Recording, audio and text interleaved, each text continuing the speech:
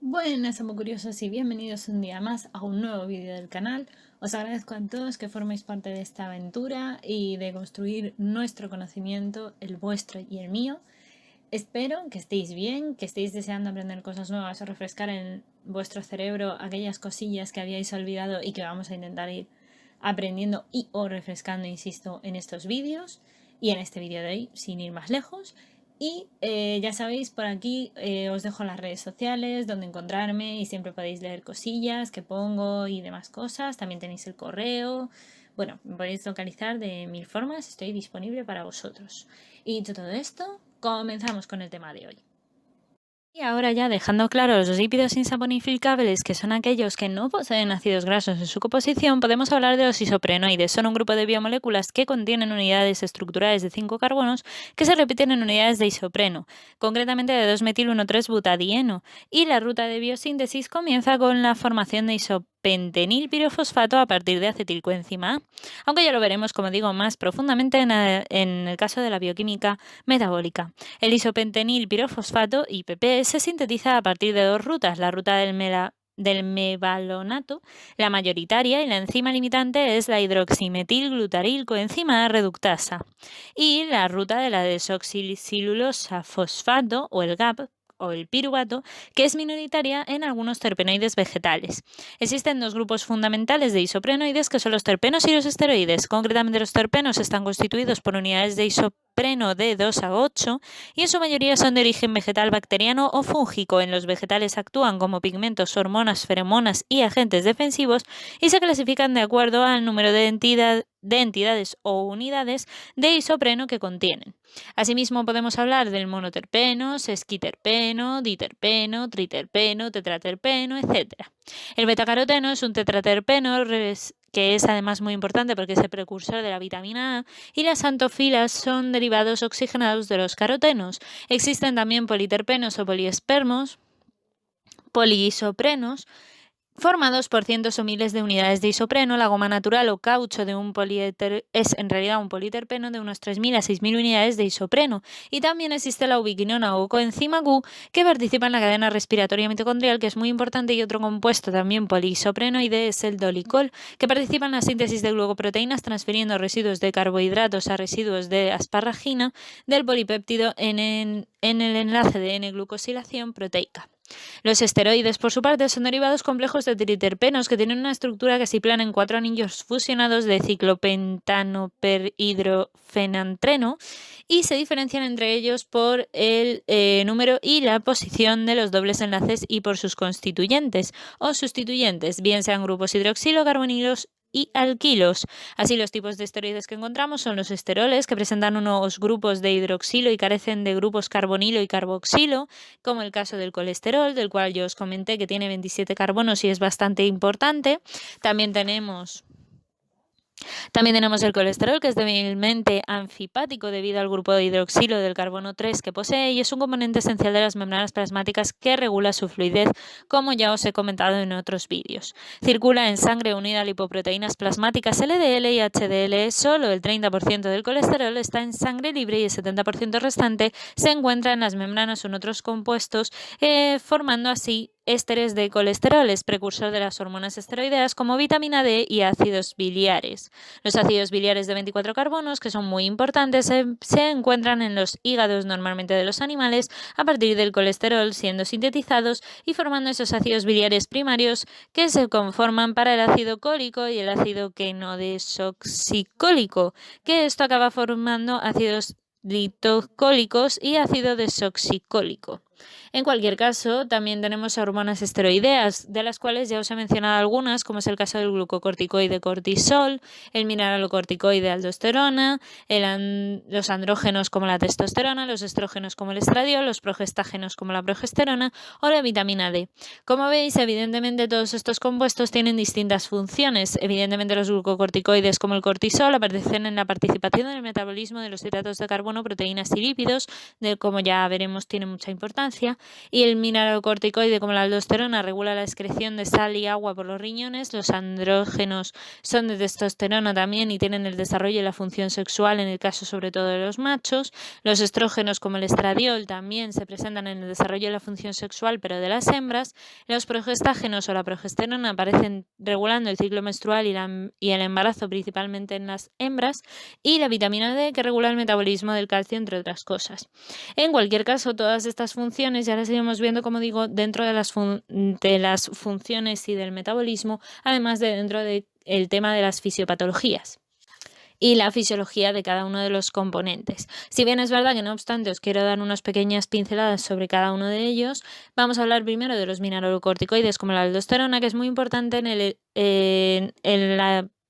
en los procesos de regulación de la secreción de aldosterona con la angiotensina 2 y en el aumento de niveles de potasio en el plasma que estimulan la liberación de esta aldosterona. Es el principal mineralocorticoide producido por una corteza suprarrenal que aparece encima de los riñones y estimula la reabsorción de sodio, igual que también estimula la secreción de potasio en los túbulos distal y colector del riñón, además de en otros puntos como las glándulas sudoríparas, la mucosa intestinal y las glándulas salivales. Los andrógenos, por ejemplo, como la testosterona, son sintetizados en un 95% por las células de Leydig de los testículos y el resto en la zona reticular de la corteza suprarrenal, predominando así la de hidroepiandrosterona, que es bastante importante. La testosterona se transforma, por tanto, por una acción de la enzima 5-alfa reductasa en dihidrotestosterona, y esta hormona con acción más potente en los tejidos periféricos se encarga del desarrollo de los caracteres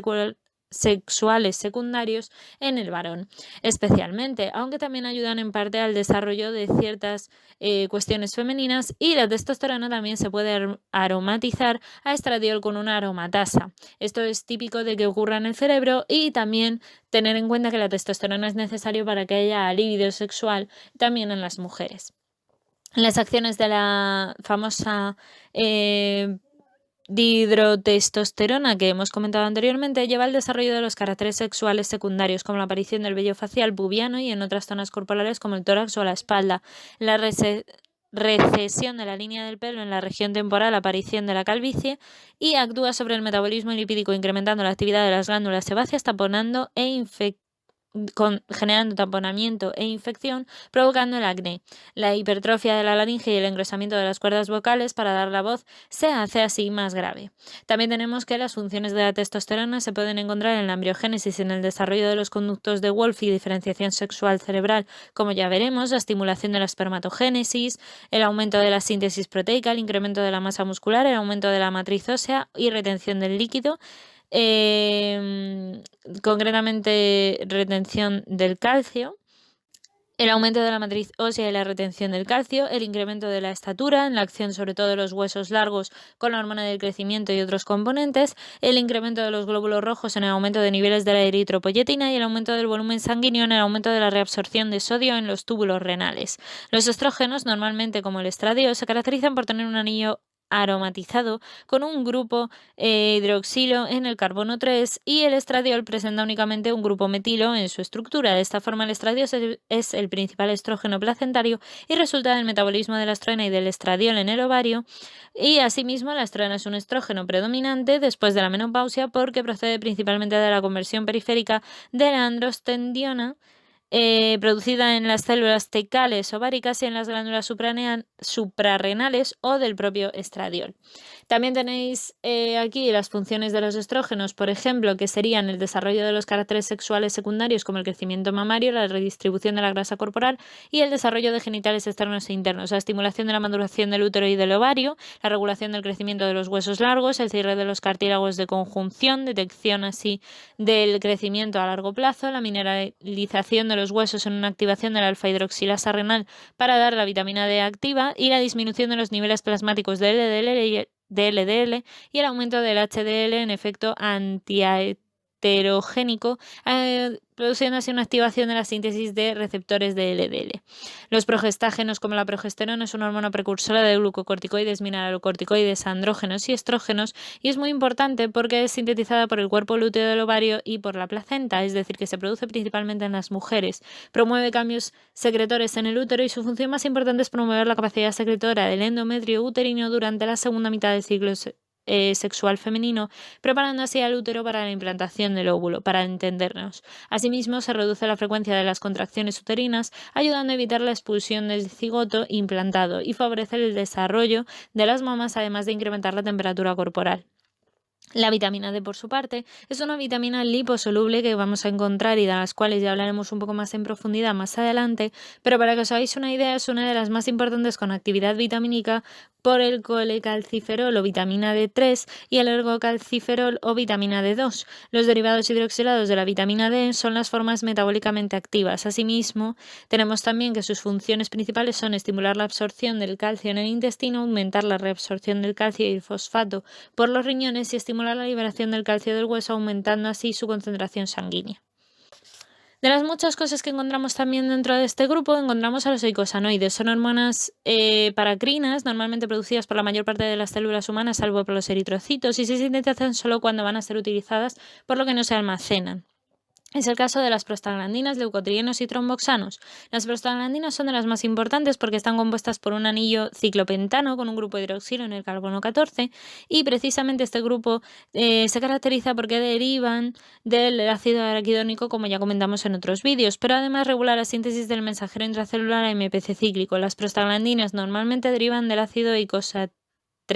trienoico y también derivan, como digo, del ácido eicosapentaenoico. Y en principio, todas las prostaglandinas, la A, por ejemplo, la B, la D, la E, la F, la G, la H y la I, que es la prostaciclina concretamente, van a ser muy importantes dentro de las regulaciones hormonales, como os podréis imaginar. Sus complejos enzimáticos, por ejemplo, como las prostaglandinas H2 sintasas o ciclooxigenasas sobre el ácido araquidónico, permiten que se formen otro tipo de prostaglandinas que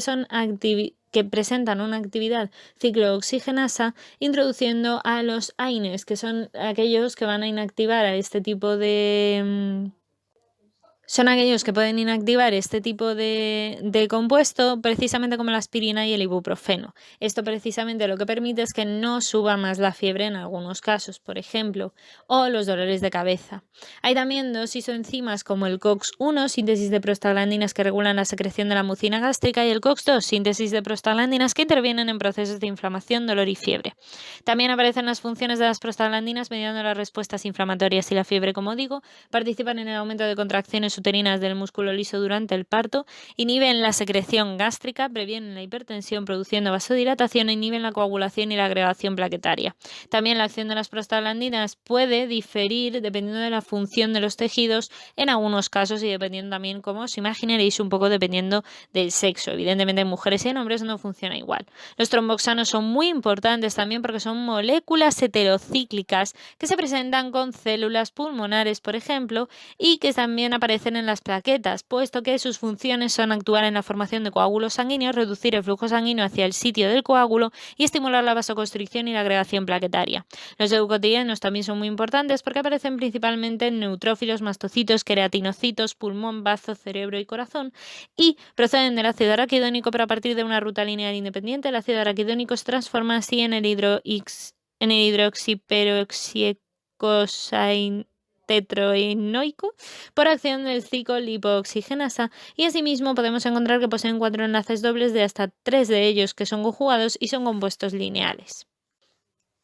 Y por última instancia, deciros también que la contracción de las vías aéreas del pulmón se han identificado con este compuesto y también como componentes de las sustancias de reacción lenta de anafilaxia liberada en el curso de una reacción alérgica. Y hasta aquí por hoy, amo curiosos. Espero que hayáis aprendido, que os haya resultado entretenido y sobre todo, ya sabéis, darle el pulgar hacia arriba, darle a la campana, dejaros las dudas, la información que encontréis que a lo mejor yo no he puesto sobre el tema, comentarios si queréis y demás aquí en el vídeo o en redes sociales o donde queráis. Y nada, pues... simplemente espero que esta pieza de Lego os haya ayudado a construir un poquito más vuestro conocimiento y ya sabéis, nos leemos por redes sociales, nos vemos en el próximo vídeo, muchas gracias, ya sabéis que podéis compartir vuestro conocimiento siempre con todo el mundo y nada, que la ciencia y la fuerza os acompañe.